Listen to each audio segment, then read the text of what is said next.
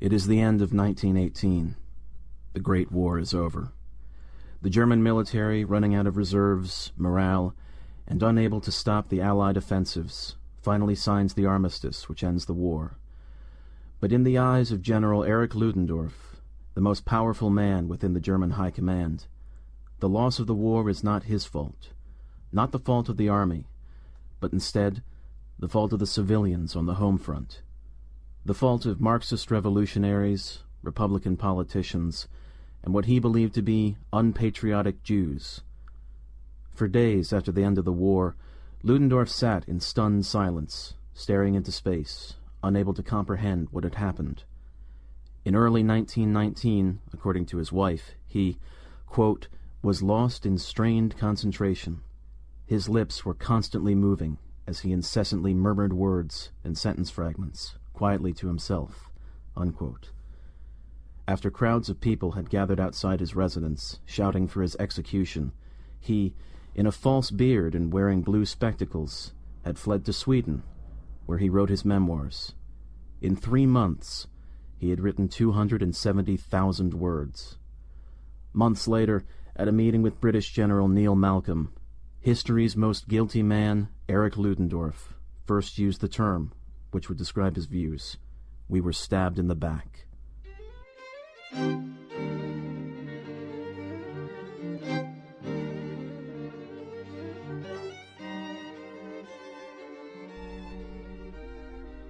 Hello and welcome to the first episode of History's Most.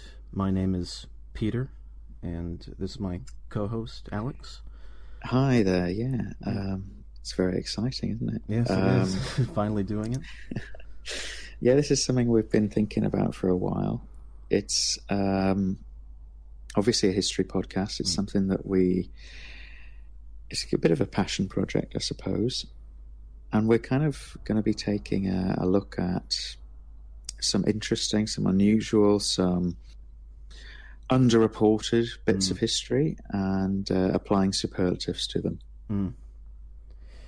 Yeah, we're going to be covering a lot of different topics on this. I mean, there's so many ideas that we've had for episodes.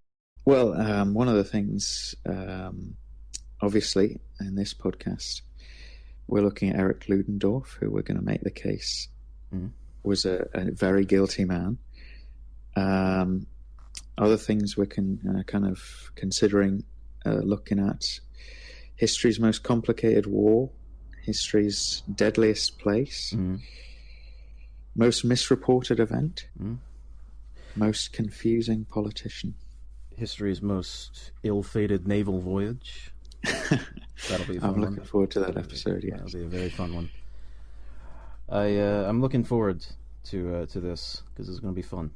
So yeah, today we're talking about Ludendorff, one of the most important men in German history. I mean, you could argue, one of the most influential, I would say, influential military figures of the 20th century. Yeah, absolutely. And not just in terms of military, but in terms of the effect he's going to have politically on European history. Oh, yes, absolutely. So, Ludendorff kind of made a name for himself at the Battle of Liege in Belgium in 1914. He did. He was not from a poor background, but he was also not from a noble background. He had joined the army young, worked his way up from a junior officer, won a reputation as a extremely hard worker, and was on the so-called Great General Staff, the kind of the highest body of the German military. But his career hit the buffers in the years immediately before the war, and it was because he had attempted to kind of get involved in politics to some extent. He had links with a far-right organization called the Pan-German League, had agitated or had pushed them to agitate for more money to be spent on the army. And he had been actually removed from the general staff after reportedly trying to encourage the chief of staff to directly approach the chancellor rather than going through the war ministry, which is a very kind of German. There's something that Germans would have a problem with, not going through the proper channels. But yeah, he had been removed from kind of his higher post and become a more ordinary regimental officer before the war. And then came the Battle of Liege. What was it exactly that he did at Liege, which made him fall into favor with the German high command again? Well, this is right in the very, very early days of the First World War, and the kind of so-called Schlieffen Plan is in action. So the Germans are attempting to knock France out before the Russians can get mobilized. And the key to that is invading France via Belgium. Yeah. And Liege was like a fortress city. There was a series of forts built around it. It was quite a kind of impressive series of fortifications, obstacles. And at the outbreak of war in early August, Ludendorff's attached to the German Second Army, which is kind of pushing through Belgium and through Liege. And he's actually visited the fortress before. So he's seen as a kind of someone who can provide expert... Yeah, he's got experience in that Exactly. area. And it's here that he experiences combat for the first time. It's kind of strange to think that. But, you know, there hadn't been a major European war for going on 50 years. Yeah. So an awful lot of people in the German military had not kind of, well, they'd not fought a battle before. So he finds himself in taking part in a night attack. I think it's about kind of like 4th, 5th of August. And it goes disastrously wrong. There's people falling all around him. He's attached to this unit, the 14th Brigade. Its commander's killed. He kind of just takes over. There's people falling all around him. Obviously, he survives. And the following night, the Belgians are basically overrun at this point. They're withdrawing from Liege. And he leads this brigade through a series of defences. Another brigade is supposed to capture the Citadel of the city, the kind of centre of the fortifications. And unbeknownst to Ludendorff, they had bypassed it. So Ludendorff, with only his adjutant, had commandeered a Belgian car, driven up to the gates of the Citadel, expected it to be in German hands, so got out of the car, found the door was locked, and reportedly hammered on the door with the hilt of his sword, asking them to open up. Inside, there was a couple of hundred kind of Belgian conscripts who, I guess, just the sheer bravado of a man turning up in 1914 with a sword, surrender to him. And he becomes, obviously, you know, this is the first week of the First World War. Yeah. The press is hungry for victories, for good news stories. And so even though this little event is probably blown a bit out of proportion and the fortress was already already falling, Ludendorff becomes the man who took Liege by knocking on the door. Yeah.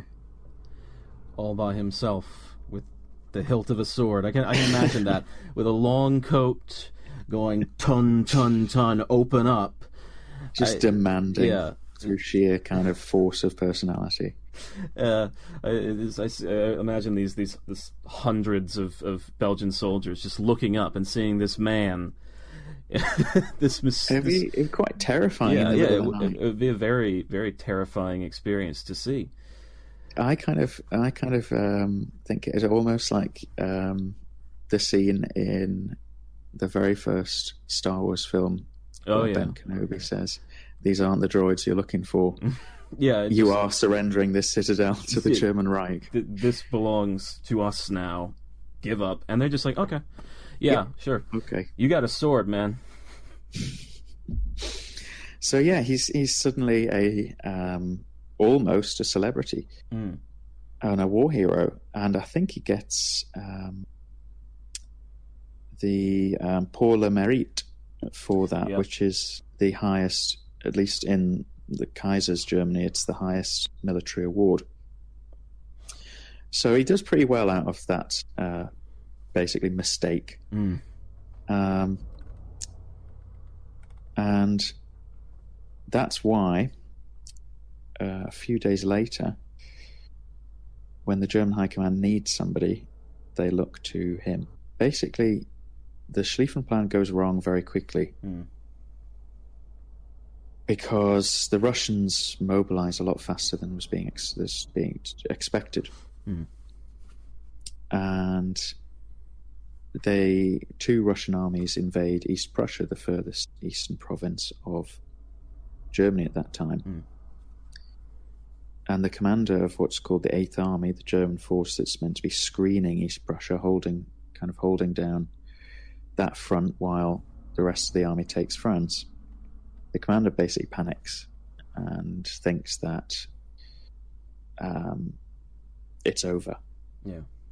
It's over before it's begun. The gates are open to Berlin. So the High Command's in a bit of a tight spot, and they need a man for a crisis, and they choose Erich Ludendorff. And this is when he meets Hindenburg, right? Right. So Ludendorff is selected to be the new chief of staff of the Eighth Army. And in the German army, the chief of staff is the guy who does the work, develops the plans, does the paperwork, does the logistics. All the heavy lifting. The brains behind the operation. But you also obviously have to have a commander who, is they provide the figurehead, the leadership, they head the staff. They don't necessarily come up with the details of plans, but they are also the ones who are accountable. And to be commander of the Eighth Army, the High Command plucks out of retirement 64-year-old Paul von Hindenburg, who very much is an aristocrat, is an old-style Prussian soldier, to the point where, he fought in the Prussian-Austrian War in 1864. He fought in the Franco-Prussian War in 1870-71. This isn't his first time in combat. Yeah. He is an almost statuesque in the face of everything. He is a huge man, tall and broad. He has a huge mustache, a block head, hedgehog hair. The ideal picture of Prussian militarism. Precisely. And these two are thrown together by chance. They supposedly meet again at night on a rainy railway platform on their way to the east. But they're going to form a partnership that defines the First World War as from the German perspective. And again, very quickly, they become war heroes because they get posted out to the east, and 9 days later they win possibly, you could argue, the greatest German victory of the First World War at the Battle of Tannenberg. Crush the Russians in a very Napoleonic fashion. You've got two Russian armies coming towards them, each the other side of a swampy forest. And they do a very Napoleonic maneuver, which is you defeat them in detail. You go for one, you keep the other one busy with a screening force, you destroy them, you move on to the second one. And it's a stunning victory. And they very quickly become the commander and chief of staff, respectively, of the entire Eastern Front. Now, I know that there is also the Battle of Liege, which was very important on the Eastern Front, which they were involved in, weren't they? Yeah, they go through a series of battles, attacks and counterattacks between the Russians and the Germans on the Eastern Front through late 1914, 1915. And it's a tough fight because the Eastern Front does not receive the resources that the Western Front does, as from a German perspective. And the Russian army, although deeply, deeply flawed, is not quite as flawed as the army that Hindenburg and Ludendorff have to prop up, that of their neighbour, Austria-Hungary. So the Russians put up a decent fight, and slowly but surely, particularly in the summer of 1915, Hindenburg and Ludendorff pull off some pretty remarkable victories, especially considering in the West it's stalemate and trench warfare. Yeah. The Eastern Front was a lot faster. There's a lot more movement on the Eastern Front than there was on the Western Front as a general kind of rule. Things really stagnated on the Western Front. Trench warfare had begun, and that's how it was going to be for a very long time. But on the Eastern Front, things were moving pretty much constantly, weren't they? Yeah, in a way, it's a stroke of good luck for Hindenburg and Ludendorff that they get posted to the East. You know, if they'd been posted to the Western Front, would they ever have become the kind of heroes? Probably not. Yeah. You know, to be honest. Yeah, because they would have been viewed as, oh, well, why aren't they moving? By, yeah, like you say, a stroke of good luck. Now, this is where he's already dabbled, Ludendorff, as we kind of very briefly mentioned, in far-right politics. And these two, on the back of the fact that they have such a reputation, I mean, these are the only heroes that Germany really has in a very bloody and difficult war. But they really milk that reputation and they use it for political purposes. They begin to more and more kind of influence and particularly undermine their boss, basically, the new chief of the general staff, Erich Falkenhayn, because basically they are, to use a kind of the phraseology of the time, Hindenburg and Ludendorff are Easterners in the sense that they think the Eastern Front should be given priority, whereas Falkenhayn is a Westerner. His big plan is the Battle of Verdun, which we know how that goes. And eventually, in August 1916, due to various events around the continent, Hindenburg and Ludendorff basically force Falkenhayn out of office. And Hindenburg becomes the new chief of the general staff, the head of the German army. And they create a job for Ludendorff. He's so unique. And he becomes the first quartermaster general. Right. And what does that mean? Well, the good thing about having your post created for you is you can make it mean whatever you want it to mean. That's what I was thinking.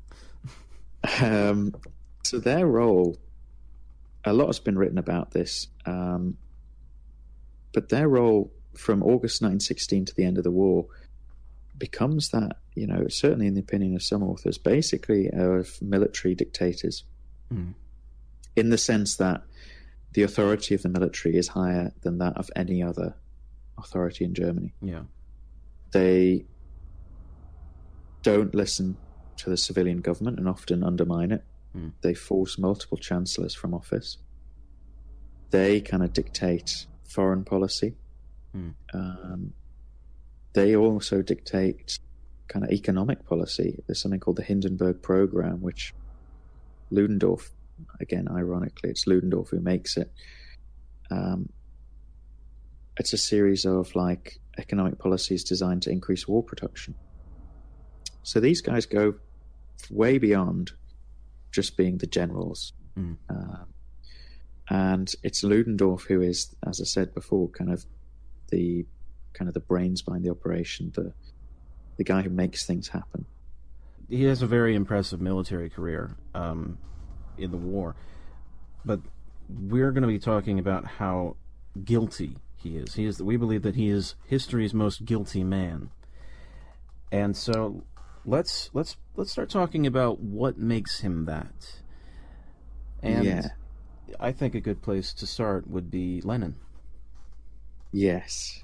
We're going to be we've made a big claim in terms of saying Ludendorff is one of history's most guilty men. We've said he has a huge impact on European history. And the first kind of almost like sliding doors moment of this is a moment where somebody changes history.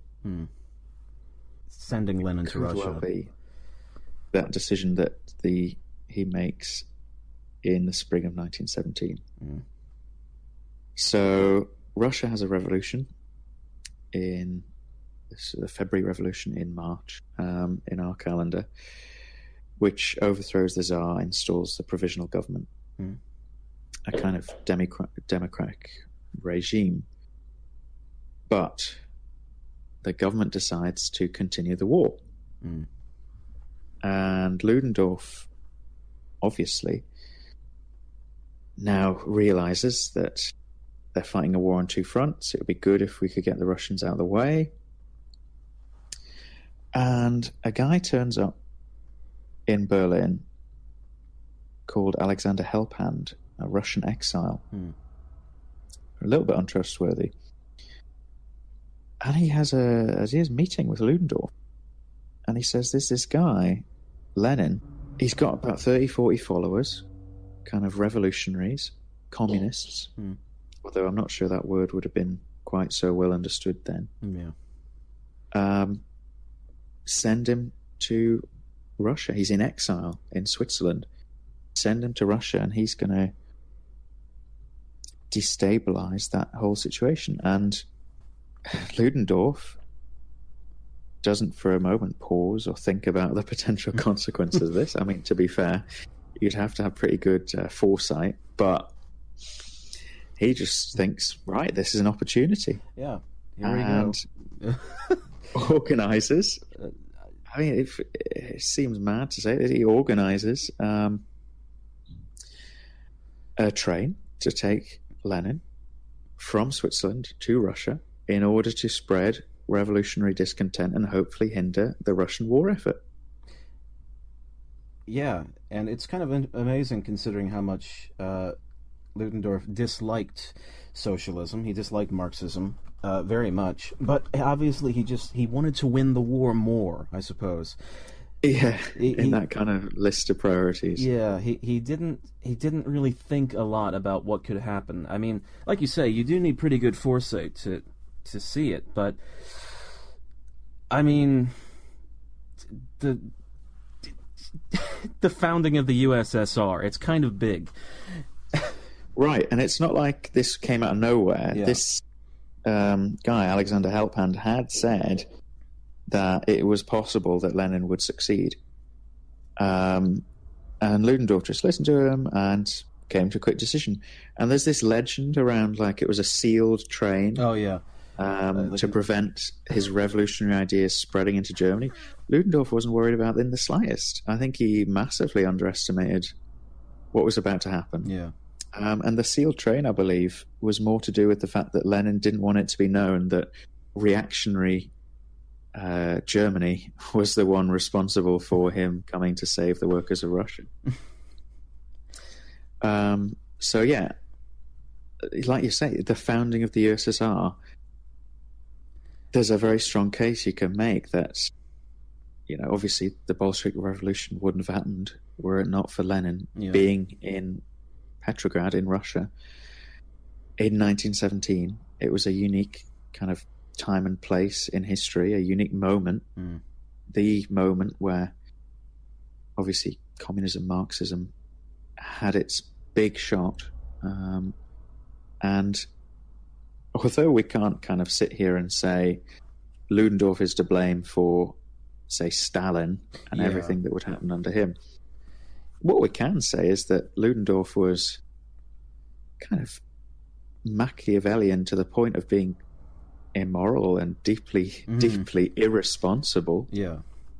He didn't Yes, think... obviously, you know, the Russians are his enemy, but it's quite ironic that he, in later life, which we'll get to, spends most of his time concerned with conspiracy theories around communism and the Jews and others, and yet were he to actually look back, it was him. He was at the start of the conspiracy. He was the instigator of, he pulled the strings to make sure that the Bolsheviks came to power in the first place. Yeah. How much of an influence did things like the October Revolution in Russia have on the German Revolution? What was it? It was a naval revolution. Started it as a naval mutiny. Yeah. Oh, massive. I don't think it can be denied, by any historian, that the events in Russia in 1917 electrified the left across Europe, and you saw a wave of revolutions in the years immediately after the Russian Revolution. Germany, Hungary, there was revolutionary disturbances in Spain, there was serious kind of communist and socialist agitation in places like Greece, Italy, the future state of Yugoslavia, Finland. I mean, what Ludendorff does by transporting Lenin to Russia and setting in motion the wheels that are going to lead to the Bolshevik Revolution, I mean, it leads to revolution and violence and counter-revolution across half of Europe. Mm-hmm. And a lot of that will impact his own military. His own country loses the war in circumstances where, the army crumbles, the state crumbles in a way that kind of mirrors what happened in Russia. Certainly there's workers and soldiers' councils are formed, just like in Russia. And I think one of the things that's fascinating is that in all of Ludendorff's post-war kind of thinking and writing, he never, willfully or otherwise, makes the link to his own action in sending Lenin to Russia. I wonder, do you think that he was in denial, maybe, do you think? Or do you think he just didn't put two and two together? It's really tricky because it's difficult to look into someone's mind. 100 years later. It's even more difficult to look into someone's mind who clearly, in later life, enters a level of a kind of deranged state to some extent. What I would say is that, look, you can obviously say that he sent Lenin to Russia, but he didn't know what would happen. Mm-hmm. And I think surely Ludendorff must have justified it to himself that way. He was, as he always thought he was, acting in the best interests of the fatherland. And anything that happened after that, was not his responsibility. Yeah. It's a bit comparable to the man who started the First World War, in a way. I forgot his name. Gavrilo Princip. Are we leaving that? Should we leave that in? I think we'll leave that in. Gavrilo Princip. A man. We're experts, I promise. A man unable to he acts on impulse, unable to see what's going to arise as a result of his actions. I think Ludendorff fits that criteria. Yeah, I mean, you can't deny that this step is going to lead to suffering and chaos for untold millions. Oh, yeah. And at the end of the day, you cannot help but, assign a shred, at least, of guilt to responsibility and our theme, guilt, because of that. But it does have the desired effect, at least at first, because obviously the Russian Revolution happens, October Revolution happens, and the Bolsheviks say they want peace. And We had the treaty. in a roundabout way, that peace is achieved. Yeah, we had the Treaty of Brest-Litovsk. In March 1918, and this is maybe kind of brings us to perhaps a second point with Ludendorff in terms of guilt. At various points during the First World War, there was a possibility that there could be a negotiated peace. There was various initiatives to bring the powers together. And obviously, as we know, in the end, it didn't happen. A big part of the reason that it didn't happen in the spring, the kind of winter spring from 1917 to 18, is because of the demands that Ludendorff makes on the German government in terms of our war aims. Right. It's possible that at that point, France had gone through a very traumatic military mutiny in 1917. Britain had taken a really quite demoralizing, particularly at the higher levels in terms of the high command and the government, at the Third Battle of Ypres, Passchendaele, in terms of the losses suffered. Manpower was kind of a bit of an issue by the turn of the year. And the Americans hadn't yet got involved. So had there been kind of the will on Germany's part, maybe Germany could have negotiated from a position of relative strength. You know, they knock Russia out of the war, the Allies are at a low ebb.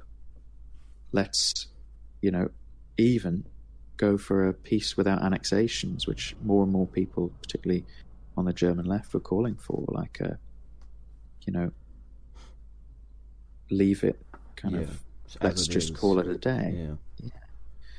But what Ludendorff demands at Brest-Litovsk destroys any chance that there's going to be an early peace in the First World War, because they take Lenin and the Bolsheviks to the cleaners.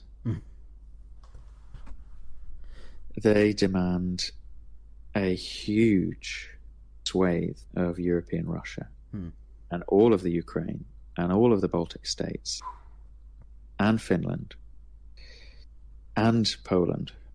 It just keeps coming, doesn't it? And the German Foreign Office is beside it. And the foreign minister kind of says, look, why are you asking for all this? And Hindenburg replies, when he's asked specifically by the German foreign minister about the Baltic states, why do we need them? He says, I need it to maneuver the left flank of my army in the next war. Which I think, I mean, it sounds quite a flippant comment, but I think it's quite an insight into the culture and the mindset of the German High Command of Hindenburg and Ludendorff. Yeah.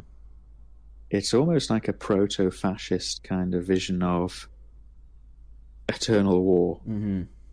Like, why are we fighting this war? So that we're in an advantageous position in the next one. Yeah. What's the end game of that? You know, is it world domination?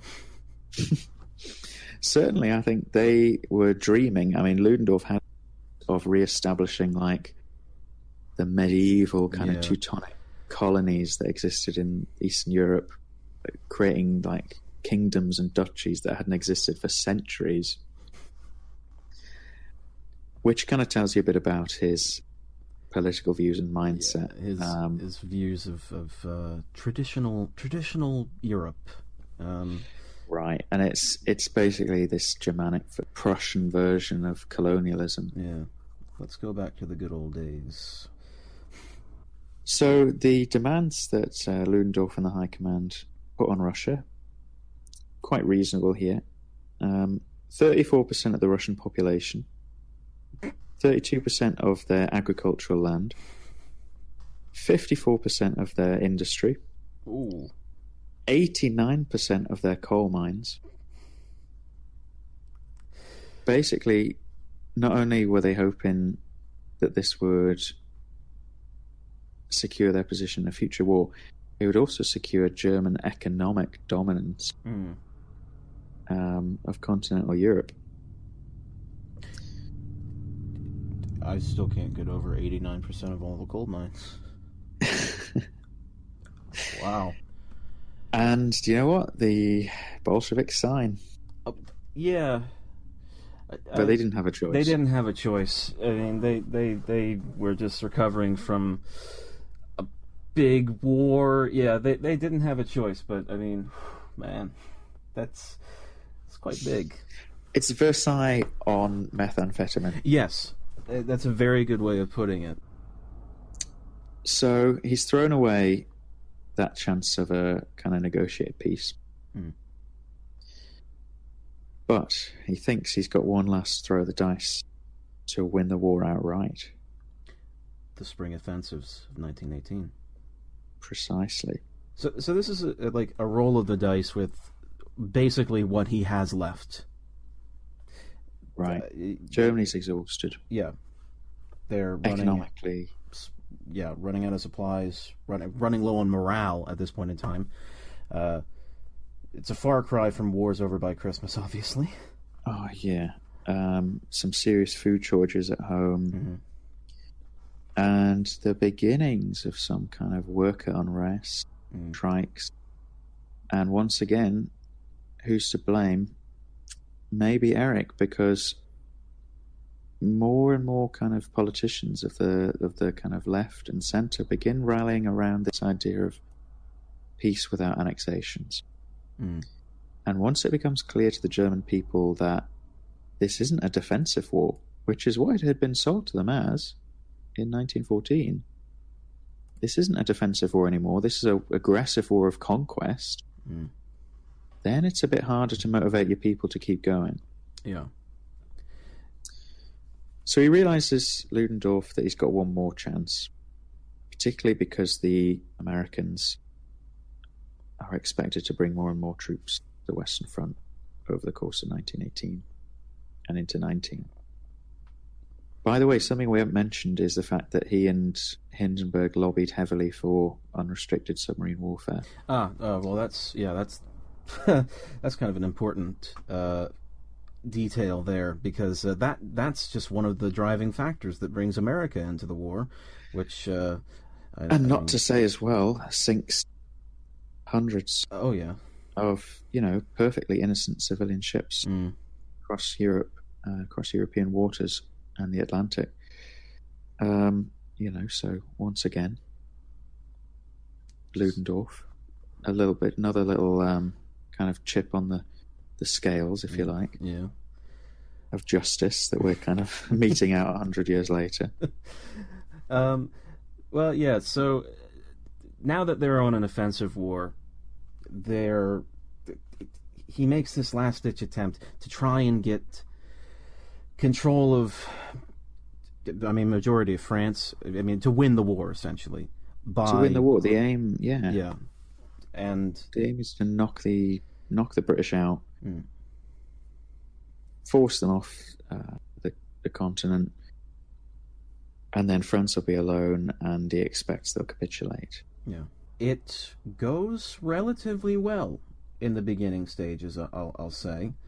Things like Operation Michael had taken a good amount of land. They pushed quite far, hadn't they? Yeah.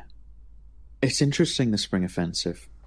I'd say it's one where it's quite difficult to get your head around whether it was a success or failure, or whether it was a good idea or not.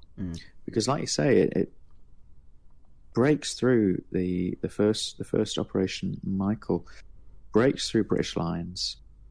They achieve a remarkable advance. They cause absolute havoc among the British, and they've kind of broken the stalemate that's existed for nearly 4 years on the Western Front. But, and there's a big but. What was the point? What he doesn't do, Ludendorff, at this point, and this is a kind of an area, once again, you can say there's a heavy responsibility on his shoulders, is he doesn't take a a realistic look at the situation. Mm.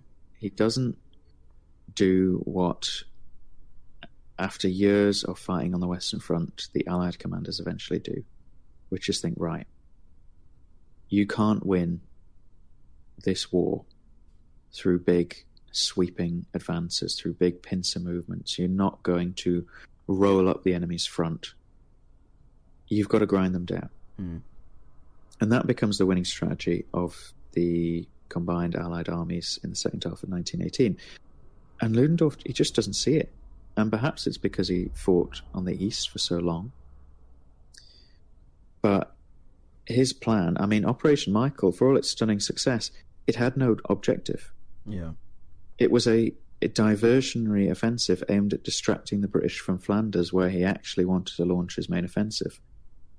But he loses so much in the 2 weeks, roughly, that Operation Michael goes on, that the next attack of the spring offensives, the one in Flanders that was supposed to be the main attack, was going to be called Operation George, gets scaled down because he suffered so many casualties, and it becomes Operation Georgette. And it doesn't have the decisive impact. And what was the aim? There was no objective, and it's not like there was no one kind of pointing out this. Other people other senior German army commanders were saying before the offensives began, well, what is the objective? We're just targeting the sea? We're supposed to just advance to an end point, undefined. Yeah. And all of this without any weapon of exploitation. Mm. The Germans don't have any tanks. They don't have any armored cars. Yeah. They don't have kind of motorized units. Admittedly, this is all in its infancy, but these things are seen in the Allied armies. Yeah. They also, on the Western Front, have no cavalry. All the cavalry is out in the Ukraine and the Baltic states trying to police the huge swathes of territory of a revolutionary region. There's about 1 million troops tied down in Eastern Europe, just keeping it under control for Ludendorff's future colonial projects. Mm. Let me just quote, this is something from John Terrain, who is a historian of the First World War. He says, the decisive battle of the war, Ludendorff admitted that, quote, it seemed to lack any definite limit, unquote, with no mobile arm for exploitation at all. It hardly seems credible, yet it was so. This attack would go as far as the German infantryman's legs would carry him. I've seen another historian describe the spring offensives as a decidedly old-fashioned affair, because for all the hype around kind of stormtroopers and the kind of tactical innovations, on the strategic level, it at times defies belief. Mm. Because as early as April 1918, it was probably clear that the overall intention of crushing the British so you can then focus on the French and take Paris and win was not going to be achieved. Yeah. But what does Ludendorff do? He launches 3 more offensives through spring all the way into July. And at the end of the day, what does he gain? He gains hundreds of kilometers of territory, which, as we know, on the Western Front is not worth very much and just means he has a bigger front to man. And all at the cost of nearly 700,000 casualties, which he does not have the resources to cover. It's kind of makes you wonder. Well, I mean, I don't think that he would have thought this, but I mean, it from a historical standpoint, looking back at it, you'd think that maybe going for peace earlier in the war rather than trying to make this all-out gamble, last chance, would have been preferable. Because, I mean, what happens after the turning point of the spring offensives? The Americans arrive, and they start to get pushed back. Right, and I mean, he's broken his own army, both Yeah. in terms of manpower, resources, but also morale. These were built up as like the peace offensives. These are going to win the war. These are going to save kind of the situation. So for the troops on the ground, knowing that you failed, and interestingly, the failure comes in mid-July when right in the middle of the last stage of the offensives, the Allies, the French, American combined force launches a major counterattack on the Marne, and it takes them completely by surprise. They have been pounding the Allies for, months. They have driven them back time and time again, a huge cost. And what happens? The Allies launch a massive counteroffensive with, I think, up in the region of 750 tanks. And everything you've done, it hasn't even thrown them off balance. Yeah. Never mind knock them out of the war. I mean, yeah, I'm thinking about the position of the average German soldier and how devastating it must be to see that happen in front of your own eyes. Like, to take all that and then just be pushed back again. And very quickly. And incredibly quickly. I mean, it's... I can't even begin to imagine what that must have felt like. And that obviously happened to a lot of soldiers, and that had an impact, a heavy impact on the outcome of the war. So the morale of the German army starts to crumble really quickly. Yeah. From the summer of 1918, you see kind of the surrender figure of every battle from that point gets higher and higher. And you get the Battle of Amiens in early August 1918, where the British, Australians, Canadians make very rapid gains. And for once, in a First World War battle, the attacker takes less casualties than the defender. Yeah. In a large part due to the mass surrenders going on. And Ludendorff at that point basically tells the High Command, we need to think about ending this war. They do desperately need to end this war. And they go to the Kaiser. And what was it that they said exactly? It was something along the lines of, we are unable to maintain the integrity of the front for 2 hours. We need to end this war, essentially. Yeah, at the end of September, they are very clear, Ludendorff and Hindenburg, that this is over. We need to sue for peace.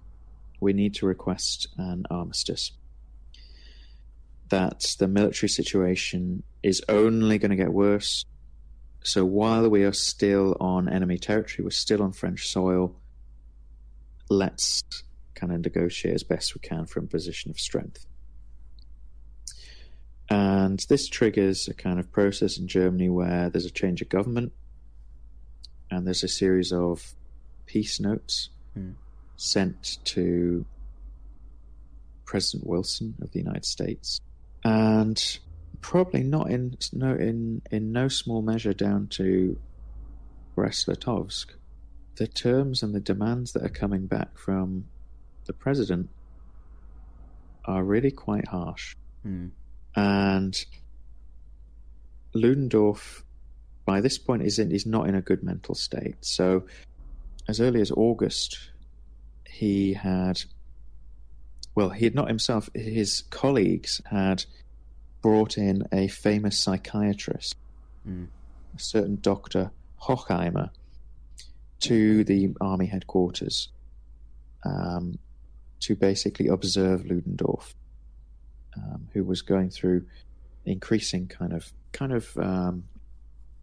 the symptoms of a nervous breakdown. Yeah, I remember hearing that he would oftentimes slam his fist down on the table quite loudly, yell very angrily among the about the place.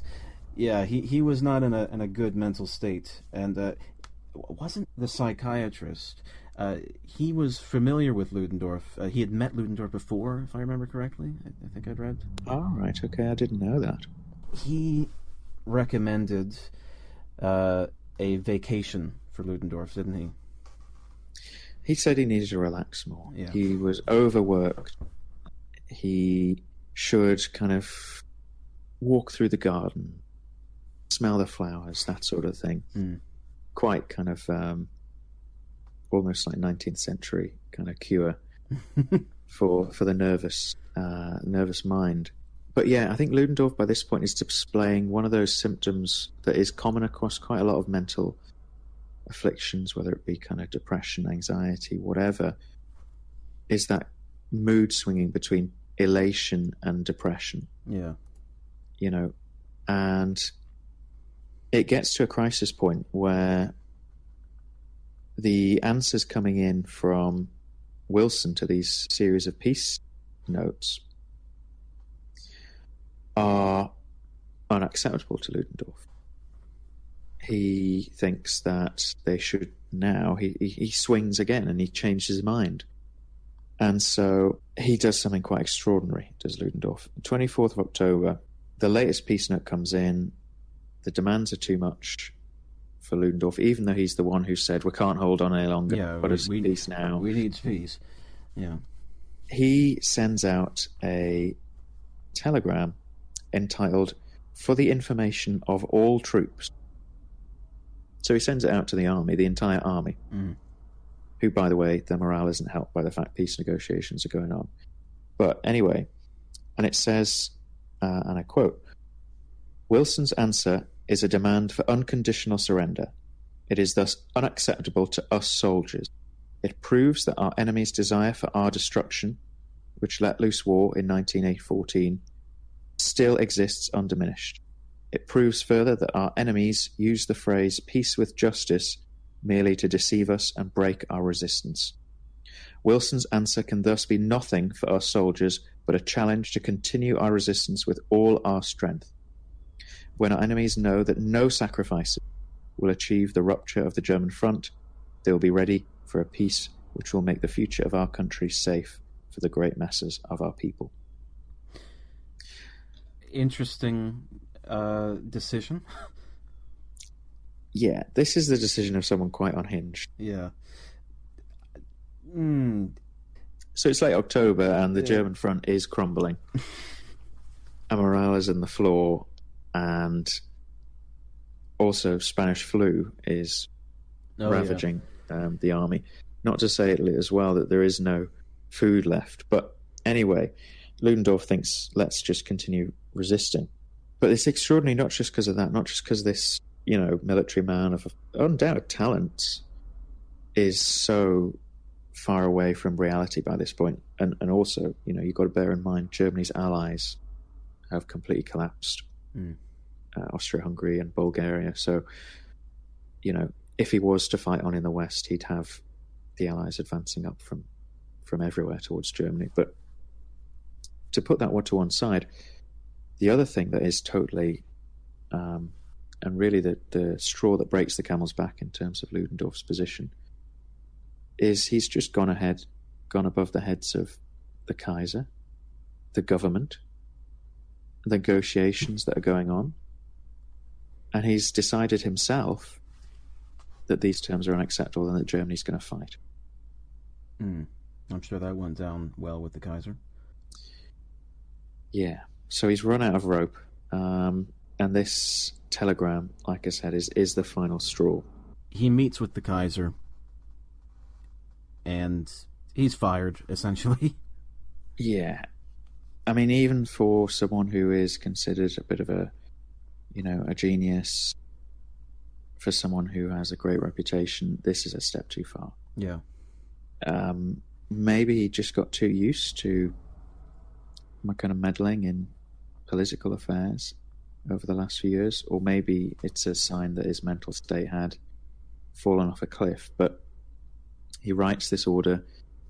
It gets sent out, by the way, in Hindenburg's name. Oh, nice. because he is chief of staff. I'm sure Hindenburg was very happy about that. And so they're called to Berlin, the pair of them. And on the 26th of October, they're called in to see the Emperor, the Kaiser, who is, after all, still their boss. Mm. And there's a little bit of mystery surrounding this. The only direct account we have is Ludendorff's own. Ludendorff says that the Kaiser's attitude towards him was wholly changed. And he says, I quote, "Speaking to me alone, he expressed himself particularly against the army order of the evening of the 24th, the order we've just been discussing. There followed some of the bitterest moments of my life. I said respectfully to His Majesty that I had gained the painful impression that I no longer enjoyed his confidence, and that I accordingly begged most humbly to be relieved of my office. His Majesty accepted my resignation. I went back alone. I did not see His Majesty again." End quote. Apparently, Hindenburg offered his resignation. Accepted. But what I find fascinating about that account, as I said, it's the only direct account we have, is there's almost, I feel, a degree of kind of sarcasm dripping from those words. I said respectfully that I'd gained the impression that I no longer enjoyed his confidence. The bitterest moments of my life. My feeling is that Ludendorff didn't go quietly. Yeah. I would imagine that. He doesn't seem like the kind of man who would go quietly. I imagine he would be quite angry. Particularly in the state he was in.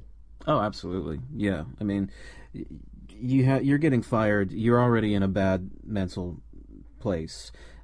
It's just going to compound it, and you are going to be quite angry.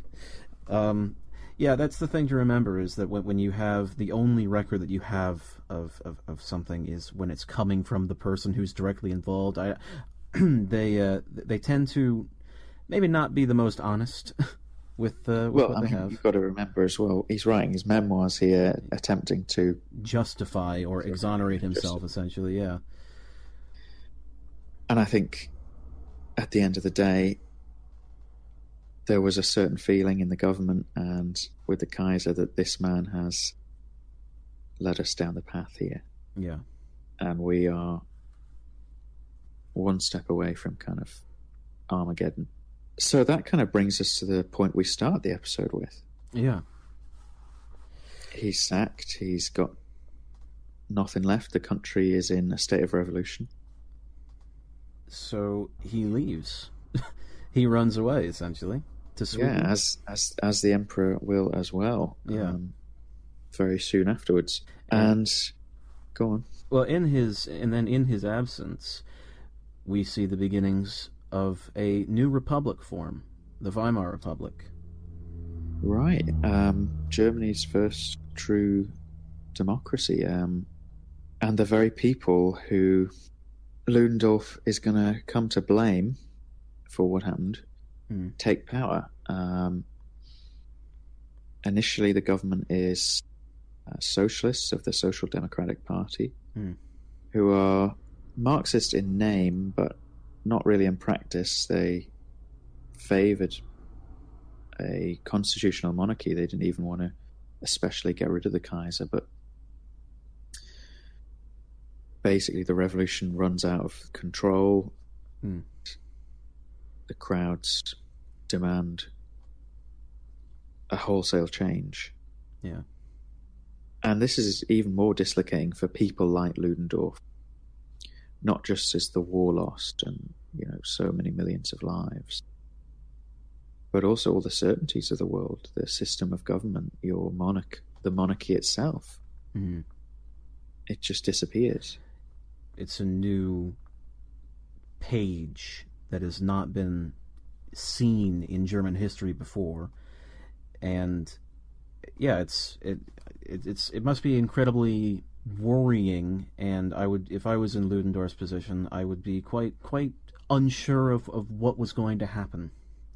Yeah, I mean, he is at a crossroads, isn't he? Yeah. The state that he served for his entire adult life has disappeared. Mm. His life's work has come to nothing and, in fact, ended in disaster. He's temporarily, for a very short time, a couple of months, unable to kind of reside in his home country. Mm. And in the words of the historian Roger Chickering, he embarks on a long emotional and intellectual odyssey whose goal was to make sense of the disaster, both collective and personal, of 1918. Mm. That's a very good way of putting what happened. It sounded like he did some soul searching, if you will, I suppose, trying to find what to do now that I have nothing left to do. And what he ends up doing is he goes back to Germany, and he enters politics. We had a little bit of that earlier, but now he's full into it, and he is in a quite far-right party, if I'm remembering correctly. He'd always been, clearly, his military career before the war had been almost torpedoed by political meddling. And he'd always had links to the kind of ultra-nationalist far-right. During the war, he'd actually helped cultivate a faction that was set up called the Fatherland Party that had advocated kind of his views in terms of a annexationist peace, a peace where they were going to secure dominance over the European continent. And his first big political contribution, I suppose, to the new republic is, again, this is a huge part of our guilt argument. One of the most significant lies of all time. Yes. Something which would go on to shape the way that the German people viewed many groups of people, and also among one of the people who would hold this belief, Adolf Hitler. Absolutely. Effectively, the stab in the back myth that it is going to become known as is like the founding myth of the German right in the interwar years. To boil it down, Ludendorff, in his memoirs, argues that Germany didn't lose the war, the German army didn't lose the war. There should not be guilt or shame or blame attached to the army or to the high command, but instead, unreliable elements at home, socialists, Democrats, Jews, had gradually undermined the morale and the fighting spirit of the German people, leading to revolution in the autumn of 1918, which had stabbed the army in the back. The army was busy fighting, doing well, and the disaster on the home front, the revolution that engulfed Germany from kind of early November, had ruined it all. And it was all the fault of both these revolutionaries and the weak civilian politicians who had sued for peace. There's so much to get into here because like we mentioned earlier, the revolution was it was a socialist revolution.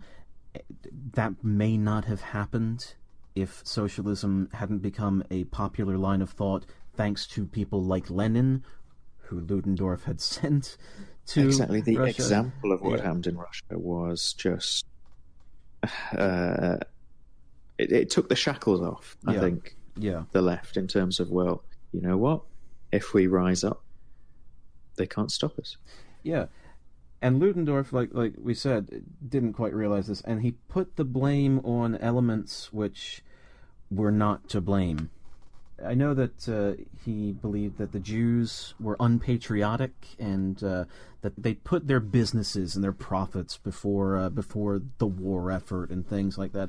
And there was a census, actually, because anti-Semitism was quite rife among the German populace already, wasn't it?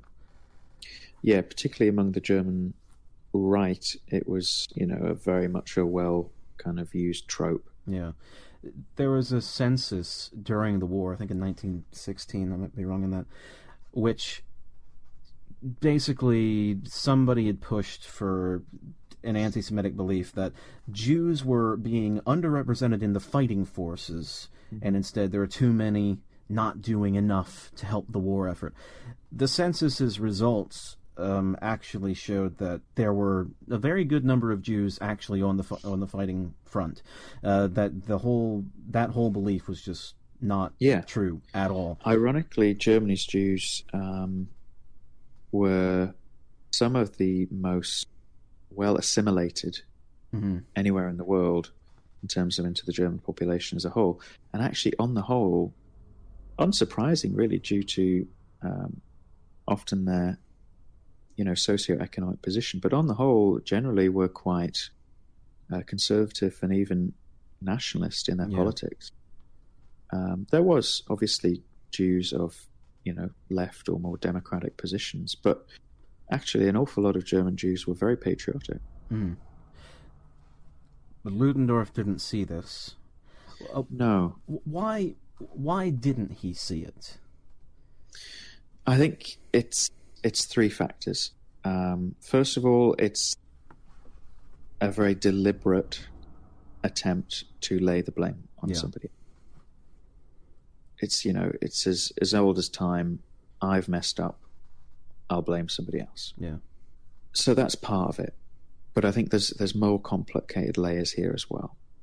I think in the revolutionary situation that Germany was in 1918-19, Ludendorff was also attempting to kind of rally the right, the far right, the people he sympathized with, who were obviously on the back foot after a socialist revolution, and really give them kind of something to rally round and build on. And I would say, thirdly, to some extent as well, you've got to call into question his mental state.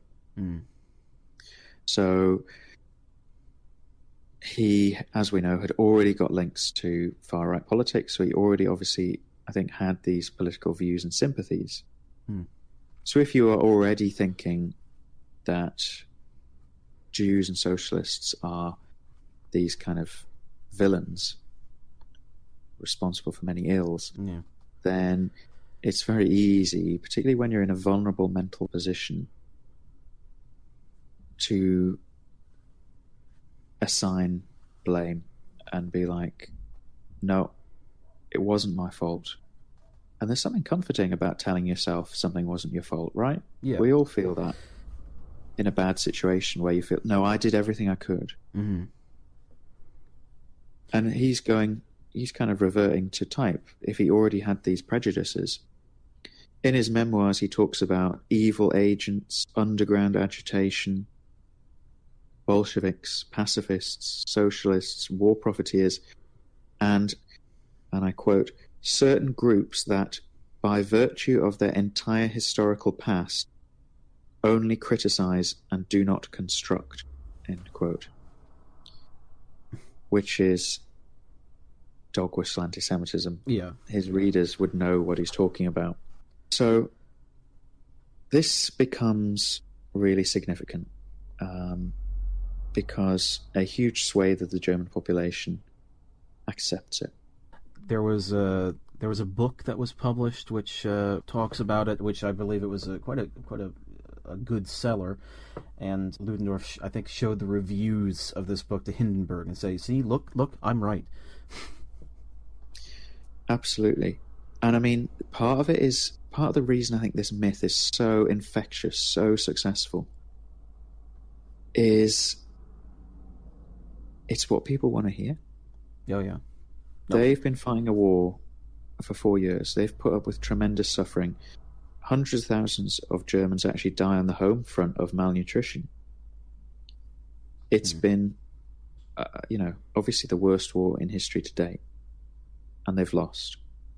And people want somebody to blame. Yeah. And this is all lended credibility when a little over a year later, there's an inquiry. There's an inquiry launched by the new democratic government into what happened, what went wrong, why did we lose the war? Yeah.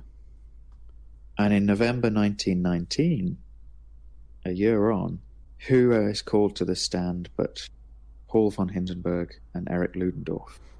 Now, such is the prestige that at the very least Hindenburg still holds. They are permitted to give evidence together, and they say that they are going to read from a prepared statement, and they're not going to answer any question. Right. And as is typical of the pairing, Ludendorff writes the statement, and Hindenburg is the one who's going to deliver it. This is a huge event. There's crowds, demonstrations from kind of pro and anti positions. And it's kind of like, this is on the record. This is the official kind of version about why Germany lost the war.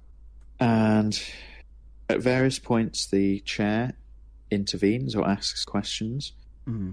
But rather than respond to them, Hindenburg just carries on reading from his statement as if he hadn't heard anything at all. Which is a really kind of... Yeah, just ignore it. Just say, oh, yeah, well, no, I'm not going to answer that. I feel like it has some parallels with modern kind of... modern times, shall we say, in terms of just, objections or evidence to the contrary. Just style it out. Just completely talk over it. Continue with your message. Yeah. So Hindenburg said, and I quote, "The intentions of the command," by which he means himself and Ludendorff, "could no longer be executed. Our repeated proposals for strict discipline and strict legislation were not adopted. Thus did our operations necessarily miscarry. The collapse was inevitable. The revolution only provided the keystone." So what he's saying there is, the government, the civilian government, didn't do what we wanted. They weren't keeping control of the home front. And they also said, the concern as to whether the homeland would remain resolute until the war was won, from this moment on, never left us. We often raised a warning voice to the right government. At this time, the secret intentional mutilation of the fleet and the army began as a continuation of smaller occurrences in peacetime. The effects of these endeavours were not concealed from the Supreme Army Command during the last year of the war. The obedient troops who remained immune to the revolutionary attrition suffered greatly from the behaviour in violation of duty of their revolutionary comrades. They had to carry the battle the whole time. So he's saying that this revolutionary virus had spread from the home front and was infecting kind of some of the troops. This is all sounding very conspiratorial. Right. And even if this was the primary reason for the German defeat, where had this revolutionary virus come from? Mm-hmm. Yeah. Brings us back. This statement, the statement that he prepared for this, was very clearly a piece of political theatre. Mm-hmm. It's been designed to undermine the democratic government, undermine the civilians, and say the army did the best job it could. There's no responsibility with it. Well, in fact, I'll give you one more quote. This is kind of the decisive line. And he said, "An English general said with justice, the German army was stabbed in the back. No guilt applies to the good corps of the army. Its achievements are just as admirable as those of the officer corps. Where the guilt lies has clearly been demonstrated. If it needed more proof, then it would be found in the quoted statement of the English general, and in the boundless astonishment of our enemies at their victory." So that line is the kind of line that has gone down in history. I don't believe there ever was an English general who had come up with this idea. I think this is Ludendorff's words from that meeting you mentioned earlier. Yeah. With Hamilton, in terms of he's taken bits that people have said to him, and he's taken the fact that, yes, the Allies were a little bit surprised at how fast the Germans crumbled. You know, they were all planning for a 1919 offensive. And it's kind of, what I think's the most incredible thing is that, you know, Ludendorff and, of course, Hindenburg, they are the generals. They're at the high command. They know just how bad the military situation was. Yeah, so to lie essentially in the face of the people and then blame them for their loss. I mean, they'd asked for peace in August. Yeah. He'd asked the Kaiser and the government that they should probably think about a negotiated peace in August 1918, before any revolutionary disturbances of any major kind had broken out in Germany. Yeah. I don't know why I'm trying to justify it. We know it's a myth. We know it's a lie. But it's just incredible that you can, as a public figure, lie to the nation in such a knowing way. Mm-hmm. And people believe it. I mean, Absolutely. It's the stab in the back myth is incredibly influential among the right, because, like you say, it gives them an enemy to unify against. It gives them a person or an entity to hate, such as the Weimar government is one of the entities that they despise. The Jews being another one, and this has an influence on several people, but one of them is Adolf Hitler. Yeah.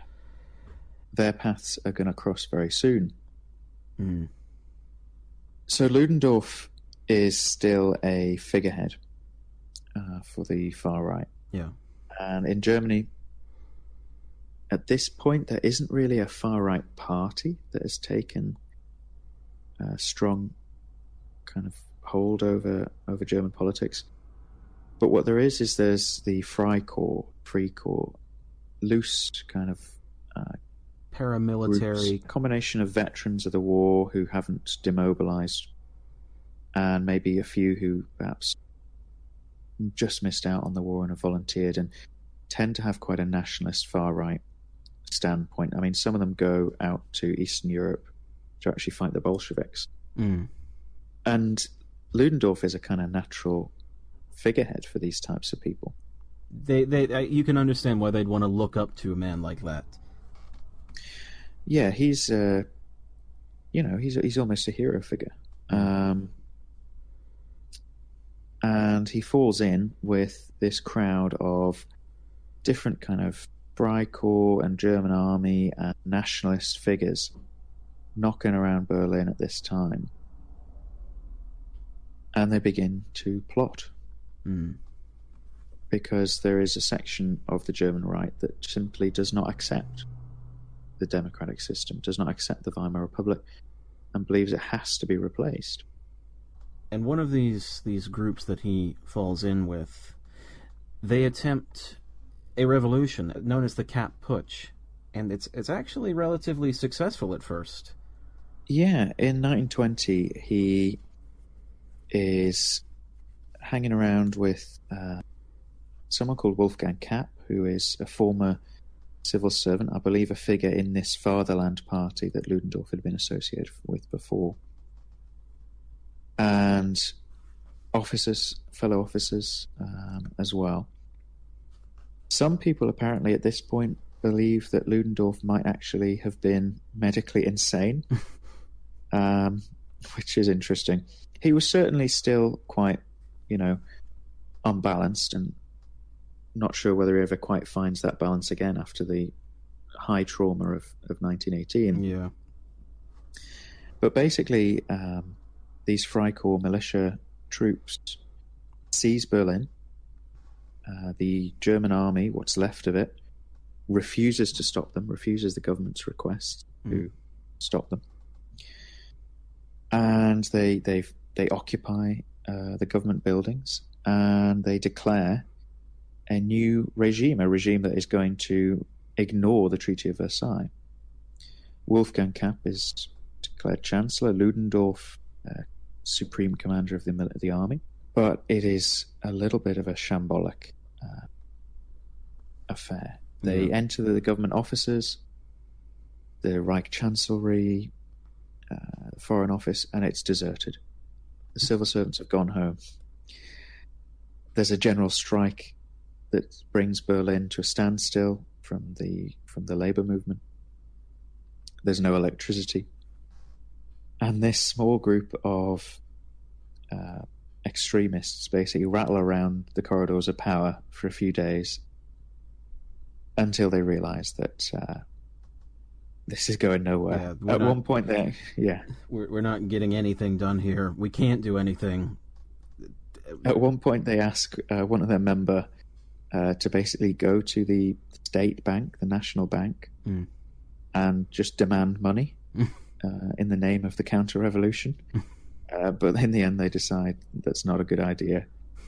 And they basically, after a few days of sitting, twiddling their thumbs and arguing with each other, leave, and the Freikorps marches out of Berlin. There's crowds apparently jeering them on their way out, although apparently some of the soldiers actually shoot these members of the crowd for that. And once again, Ludendorff has failed. Yeah. And additionally, he's obviously committed high treason. So he's on the run. And once again, he moves to Bavaria. So he flees to Bavaria. What particularly is appealing about Bavaria to him? Because last time he went to Sweden. This time he's not even leaving Germany. Yeah. This is interesting because Bavaria, at this point in time, almost brands itself the so-called cell of order. It had been very briefly an independent Soviet republic, and there was a very vicious counter-revolution in Bavaria in the spring of 1919. And the radical right is basically in power in Bavaria. It runs the state government, if you like. Right. Bavaria is almost like the deep south of Germany. It's ultra-conservative, it's reactionary, it's deeply Catholic. And the political climate in Bavaria is really supercharged because you had a brief Soviet republic, you then had a counter-revolution in which up to 1,000 people are murdered. This Freikorps unit bursts into a basement where workers are meeting, throw grenades, shoot the men. Turns out it's a meeting of Catholic tradesmen. Oh, jeez. This is the kind of atmosphere in Bavaria. It's the capital of the counter-revolution. And the state government of Bavaria is very deliberately kind of anti-Berlin, anti-central government, because they see the central government as pro-democracy, pro-revolution. So Bavaria is also a bit like the Deep South in the sense that it's all about state rights. we aren't going to hand over people that you want. Yeah. The police in Berlin. And ironically, actually, in 1933, it means it holds out the longest against Nazi government kind of takeover. But that's kind of by the by. So this is the ideal place for Ludendorff to go. Oh, yeah. He'll be surrounded with, people like him. They won't try and give him back to Berlin. It seems like a perfect place for Ludendorff. So it's very comfortable. Yeah. He meets his second wife, Matilda von Chemnitz, who is just as insane in a way as him in terms of her political views. She's possibly even more extreme in her conspiracy theories. Yeah, and this has an influence on Ludendorff later in life, if I remember correctly. Yeah, so once all other bridges are burnt, he and his wife basically engage in conspiratorial kind of writings. They set up a publishing house which specializes in these basically conspiracy theories that go as far as saying that even Christianity is up there with Judaism and Marxism as the downfall of Germany, which obviously is even further than Hitler would go. Yeah. Although, the Nazi relationship with the church was complicated. But Bavaria, like you said, is the ideal place for him because it's harboring people who are probably even worse than Ludendorff. The chief of police, Ernst Perner, basically approves of and assists an organization called Organization Consul, which is like a secret society. It's a secret murder society made up of former soldiers who carry out, over the course of about 2 years in early 1920s, 354 political murders, at least. Wow. Among whom there is Matthias Erzberger, a Catholic politician who had signed the armistice in 1918, obviously seen as a guilty man. Yeah. And also the foreign minister of the Weimar Republic, a Jew and a rich kind of industrialist, Walter Rathenau. So these are pretty, high-level assassinations, and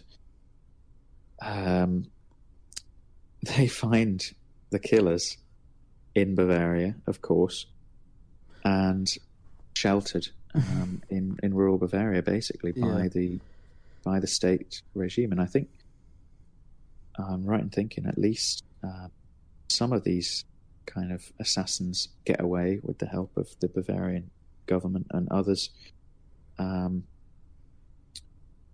are basically protected. And I think the killers of Rathenau, when they are actually tracked down, are able to kill themselves.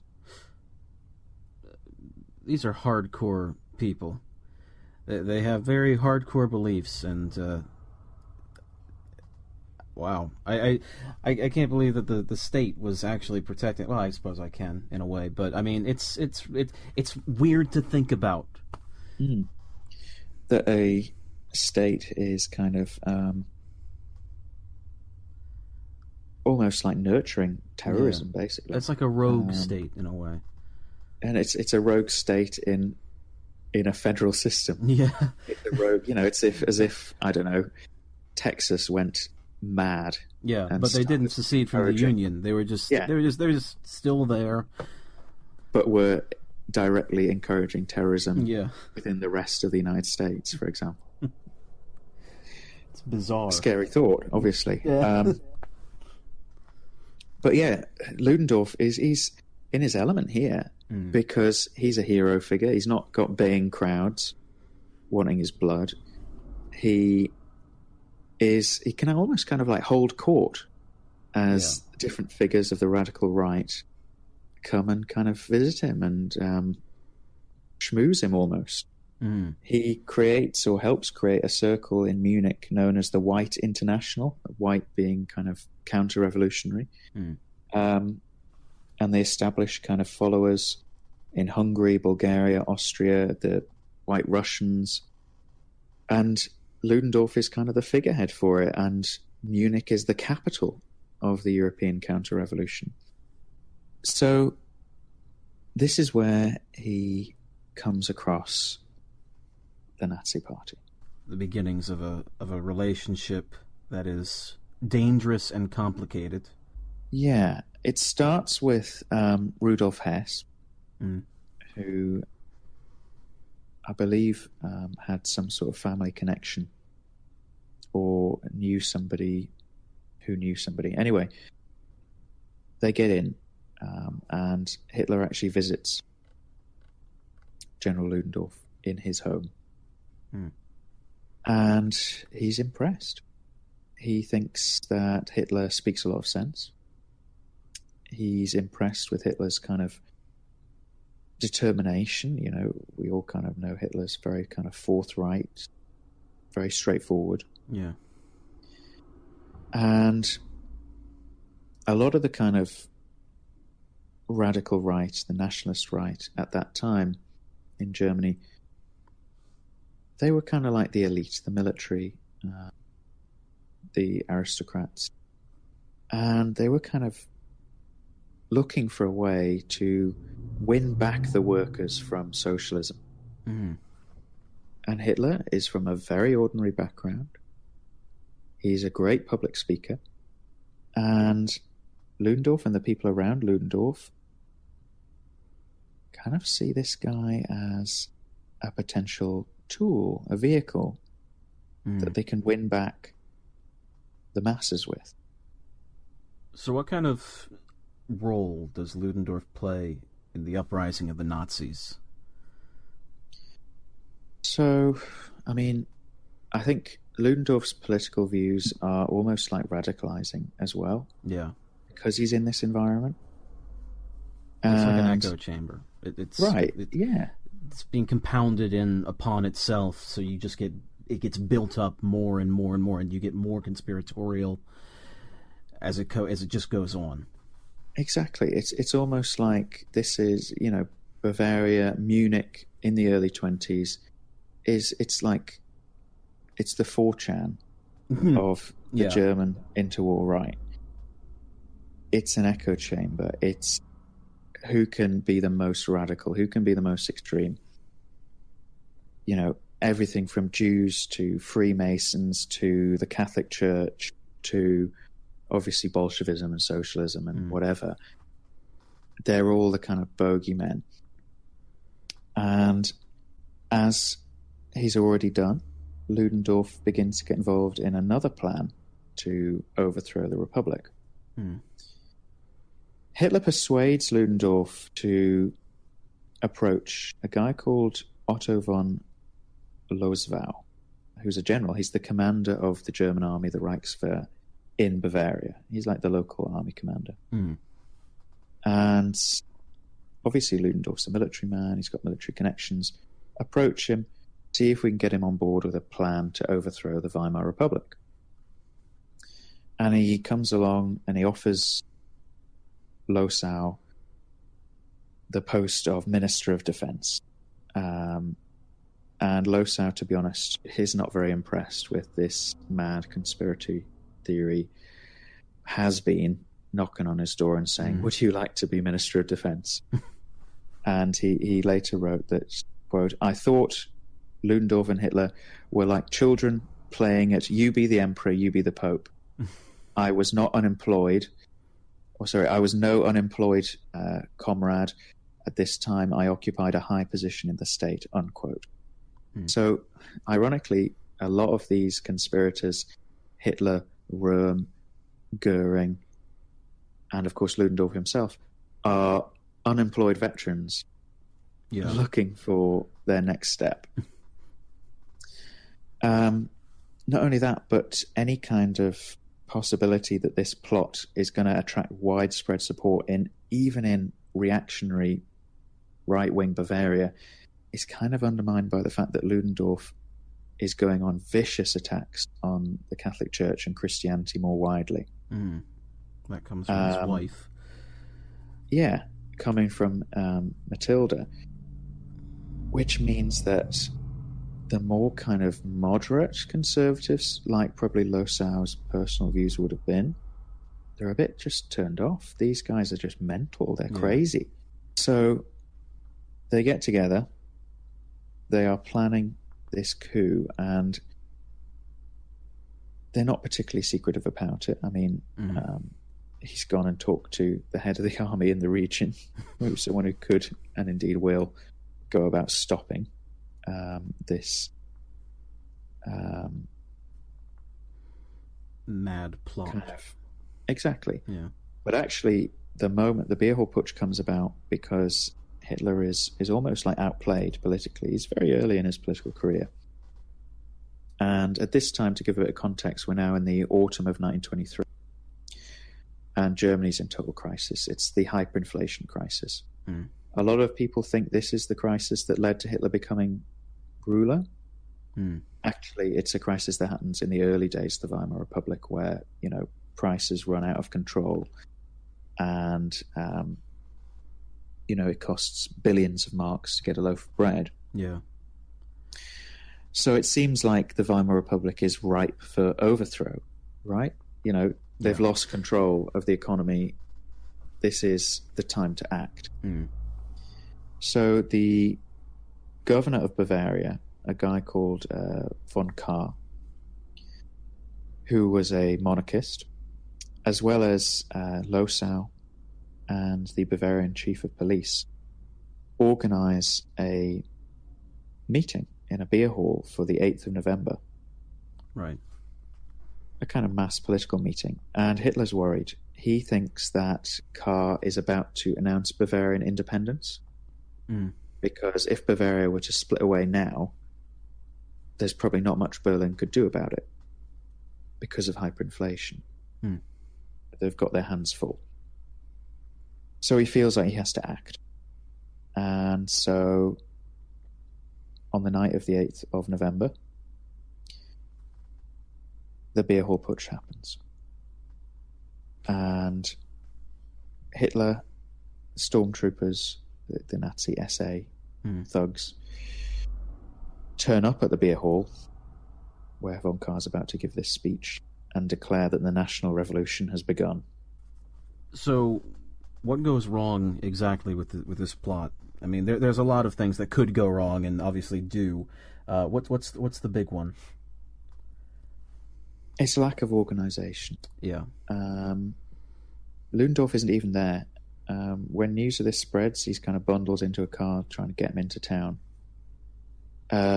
Hitler says that he's going to be the new head of the government, the new chancellor, that Ludendorff's going to be the new commander-in-chief of the army.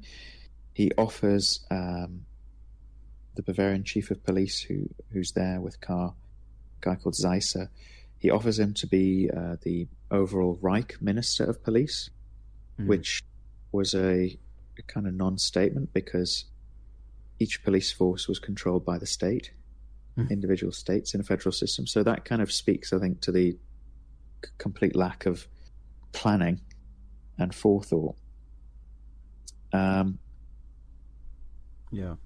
kind of dawn breaks, they march into the city centre. Ludendorff's arrived. He's kind of given his support. He's the figurehead to a man, Hitler, who's still relatively unknown. You'd have heard of him if you were in Munich, but probably not if you were, say, in Berlin. Yeah, anywhere else in the country, really. And Ludendorff kind of tries to calm things down, ironically. And they march to the city centre. However, as we know, the police are waiting for them. And it's basically over before it's begun because Kahr and Losau have not backed the coup, and they have very quickly alerted the authorities and put in place measures to make sure this rebellion is stopped as quickly as possible. Apparently Ludendorff, when he realizes this betrayal, says, "I will never again trust the word of a German officer." Ironic, really, I think, considering the litany of lies we've gone through so far. Yeah. From such a proud German officer. So they march, and they're confronted by the military and the police, and firing begins. Ludendorff is arrested. Hitler runs, is later arrested. Goring is shot. Goring shot, and it's just total chaos. Yeah. And it means that, humiliatingly, Ludendorff is going to have to stand trial now for treason. Which is something that he avoided as a result of the cat putsch, but this time they've got him. Or have they? Because the judge is very sympathetic to the viewpoint of the plotters. He gives Hitler 4 years with the opportunity for parole coming after less than one. And he also finds Ludendorff astonishingly not guilty. I mean, yeah, you can tell where the judge's sympathies lie. This is one of the problems with the Weimar Republic, is they never kind of root out the people in the army, the civil service, the judiciary, who have been there since the Kaiser's time and are not particularly interested in democracy. But it means that because Hitler's in prison, temporarily, out of politics, the Nazi Party is banned, but Ludendorff's free, and it means that he, for a kind of brief window, becomes arguably one of the leading figures on the kind of anti-Semitic far right. And he actually gets elected. Yeah. He was part of it was a coalition of what was it? It was one party in the Nazi Party. That he basically was in. The Nazi Party's banned. There's elements of the Nazi Party. They merge with some what's called in German Volkisch, which is kind of like, some historians actually translate it as racist, but almost like racist as in racialist, if you get what I'm saying. It's the kind of belief that the German people are superior. Yeah, something special. The blood and the soul, they are kind of the Volk. Which is, a big part of Nazi kind of culture, and it's going to get worse. Absolutely. So he is acquitted, and a month later, this party called the National Socialist Freedom Movement is created, this merger between ex-Nazis and, as I said, these kind of Volkisch party. Volkisch element. And the following month, in May 1924, there's an election, and they win 32 seats in the Reichstag, with Ludendorff himself getting a seat in Parliament, and another kind of big name, Ernst Röhm, becoming an MP for that party as well. And actually, in that election, they are sixth. They come sixth, which is pretty remarkable. Yeah. And it kind of suggests that Ludendorff's political career is almost like on the rise. And he eventually runs for president. Yeah, the political moment that this National Socialist Freedom Movement seemed to enjoy was over quite quickly, because there was a second general election in 1924 where the party was reduced down to 14 seats from 32. But Ludendorff failed to make any impression really during his time as a member of parliament, and very quickly was seeing his influence kind of slip in the far right. And the death knell is presidential election of 1925. So he runs as a candidate of the folkish far right. The Nazis don't run a candidate, so he's kind of de facto Nazi candidate. But by now, Germany's recovering economically, politically a bit more stable. Yeah. And he gets 1.1% of the vote, which is, I think it's 7th place, in which, you know, in a presidential election is not many. He gets just over 250,000 votes out of 27 million cast. So yeah, it's a pretty dismal defeat. And to add insult to injury, the system is that if no one wins 50% in the first round of a presidential election, they go to a second round.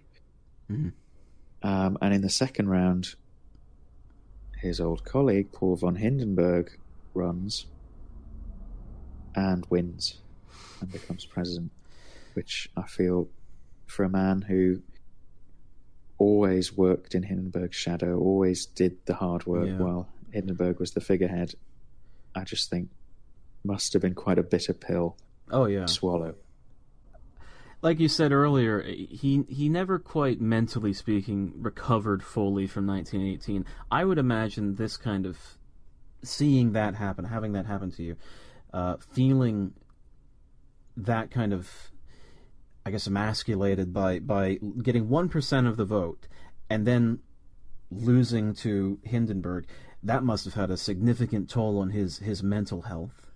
Well, yeah, it's not like he can put it down to, oh, the German people won't vote for an old general. Yeah, exactly. It's very much, no, it's you. Yeah. We don't like, and it's Hindenburg who is still revered as a hero for victories that probably Ludendorff considers to be his. And yeah, very quickly he fades from the public consciousness. He splits with Hitler. Once Hitler is back out of prison, he very quickly reasserts his control over the Nazi movement. This National Socialist Freedom Movement disappears. And also, of course, once he's out of prison, the Nazis commit themselves to legality, at least in the sense that they are determined to win elections. And Ludendorff has got a track record of not doing that. And also, people like Ludendorff on the conspiratorial right are not so much prepared to work with the existing system. So for a number of reasons, he basically falls out of the Nazi orbit and occupies a strange space to the right of the Nazi party. If on a political compass, the Nazi party is as far right as you can go, he's off the scale. He's further right. He and his second wife, Matilda, they set up this, it's called the Tannenberg League, which it publishes pamphlets and books by him, by his wife, by others of his ever-shrinking circle, basically, which, to be honest, are, well, I'd say the best modern comparison would be like Alex Jones. Yeah. In terms of, like, even the Nazi party would think this is too far, we're just going to turn people off with this. I mean, what kind of stuff were they saying? What were they calling for? Well, this is, I think, the best kind of place to look for his thinking at this time. This is at the end of his life, we should say. Yeah. He writes a book which in English was translated as The Nation at War, but in German it kind of coins the phrase of total war, which is a kind of handbook about how to fight a future war. But it also very much lays the blame at who kind of was responsible for the failure last time around. Right. So he talks about, and I quote, the world-destroying activities of super and international powers, of the Jewish people and the Roman Church, with their political ways and means, were striving for universal power above and over the nation. He also talks about, in their lust for power, Judah and Rome, controlling the world finances, had, by purely capitalist organization of the economic life on the one hand, and by socialist, communist, and collective doctrines on the other, introduced these abuses among the nations of Europe. So he's saying that a conspiracy basically of Christianity and Judaism has created capitalism and communism by which to control nations. He says that the Russian Revolution in this book was orchestrated by the Jew, the Freemason, and Rome. Obviously the Catholic Church, which is, I mean, insane. It's a ridiculous claim to make. The idea the Catholic Church would be orchestrating the Russian Revolution is quite mad. But I'd say the most radical departure that really, because some of those things I've just listed there would be kind of within the Nazi canon, if you like, particularly the critique of world finances and communism. Yeah. But what sets him apart and what alienates him from the rest of the far right is he basically blames the Christian faith. He says actually that the Christian faith was the prime cause of national breakdown during the First World War. That's an insane thing to say. And basically what he's taken aim at is the Christian morals of like compassion and kindness. Something which ironically the kind of alt-right today called Judeo-Christian values. Ludendorff would probably quite like that phrase. He says, and again I'll quote him one more time because this really has to be quoted to be believed. Christianity is an alien creed diametrically opposed to our racial inheritance, which it slowly kills. It deprives the nation of its racial, psychological unity and renders it defenseless. Long story short, he becomes a pagan. Yeah, he begins to worship Odin. He doesn't deny the existence of God. He basically says we need to get back to a German version of God, which he's obviously talking about kind of old pagan beliefs. Like you say, this is stuff that even the Nazis were. They distanced themselves from Ludendorff significantly because of this. Yeah. I mean, you don't want to be associated with the man who thinks that Christianity destroyed the racial purity and the racial unity of Germany. For all that the Nazis had a slightly problematic relationship with Christianity, they were too clever to kind of, at least before they were in total power, to directly attack the church. Because, of course, a lot of voters and a lot of the right were Christian or Catholic. Or indeed Protestant in Germany. So this is Ludendorff off the leash. This is the end point of his psychological, I think we can call it a breakdown. And he's allowed to go on writing, actually. He's one of the few critics of the Nazis who is allowed to keep writing, possibly because he's, a bit of a fellow traveller and he's been one of them in the past. Up to his death in 1937, I believe. He was 72. There's a telegram Ludendorff sent to Hitler's appointment as Chancellor, to which he says to Hindenburg, "I solemnly prophesy that this accursed man will cast our Reich into the abyss and bring our nation to inconceivable misery. Future generations will damn you in your grave for what you have done." In that sense, it's probably the one time we really are agreeing with Ludendorff. but I think he probably meant it for different reasons. Yes. By the way, before we go any further forward, I'm just thinking one little thing. Mm. Just on this current internet trend about the Nazis being left-wing. I mean, without any of the numerous arguments we could go into, the fact that, you know, they see as a good figurehead this man, Erich Ludendorff, I mean, should be an open and shut case about where the Nazis stood politically. The fact that this guy is a guy that the Nazis feel they could get behind kind of shows you where on the political spectrum the Nazis were. Yeah. But we can't get into that because that'll go on for way too long. That's another episode. Yeah. No, but I just thought it's a little point to make. Oh yes. Well, I mean, I suppose in a way, they were left wing compared to Ludendorff, I suppose. If Ludendorff's your political center, yeah, then the if Nazis, he's on the center ground, yeah, if he's the center, then the Nazis are incredibly far left wing. So, yeah, I guess in a way. Yeah. So I guess it's time to kind of take account of where we've got to. Yeah. We started with this big claim, history's most guilty man. Where do we stand? I think that he is either wittingly or unwittingly history's most guilty man, I would say. I mean, there are, like we've mentioned, there are things that he had done which were out of his foresight, but he had still done them.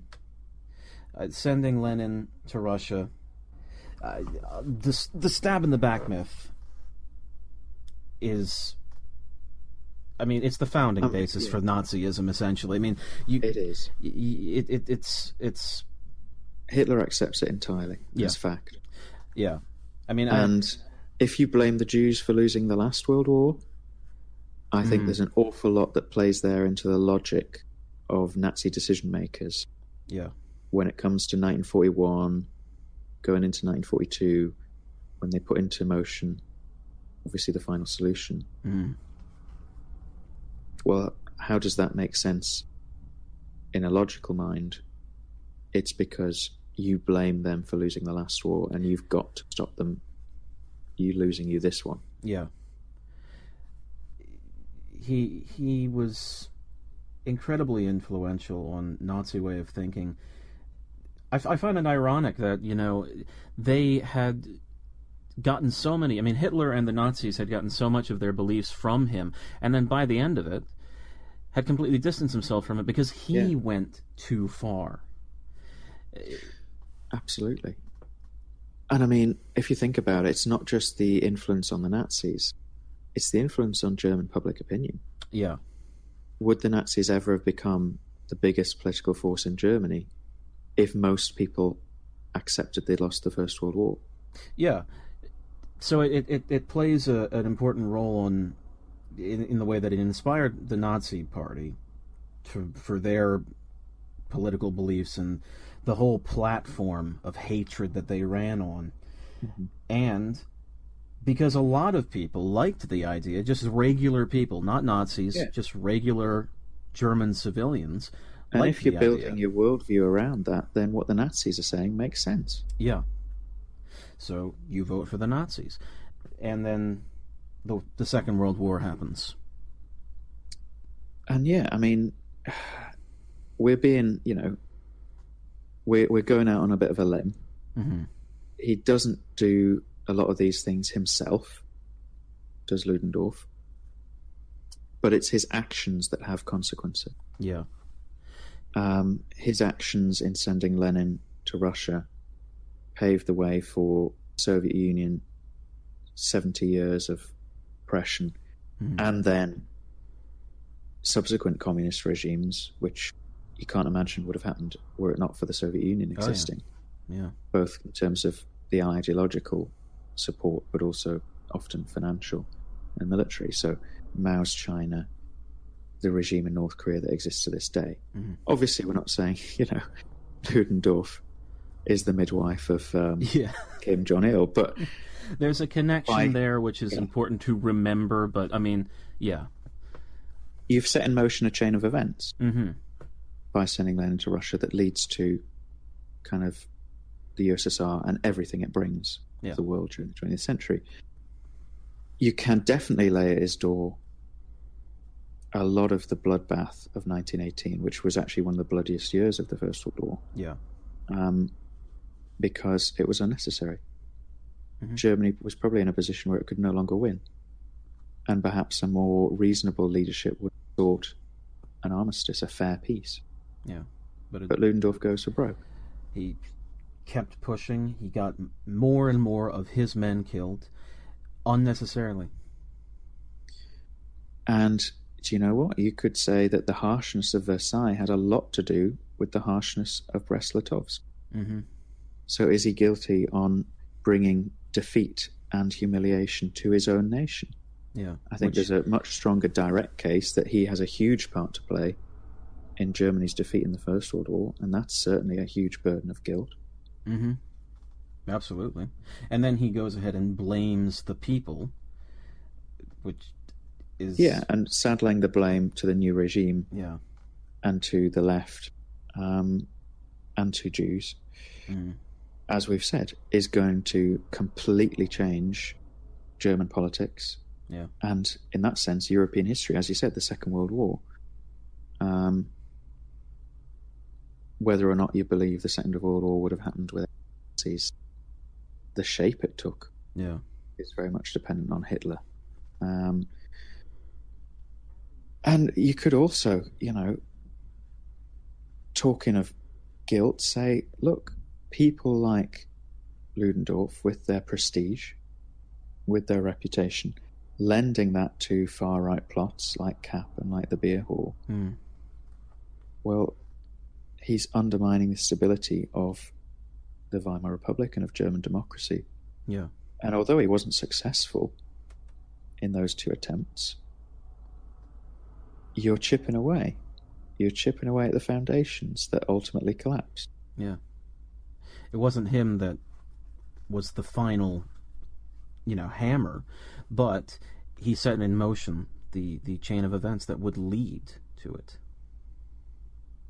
So a guilty man.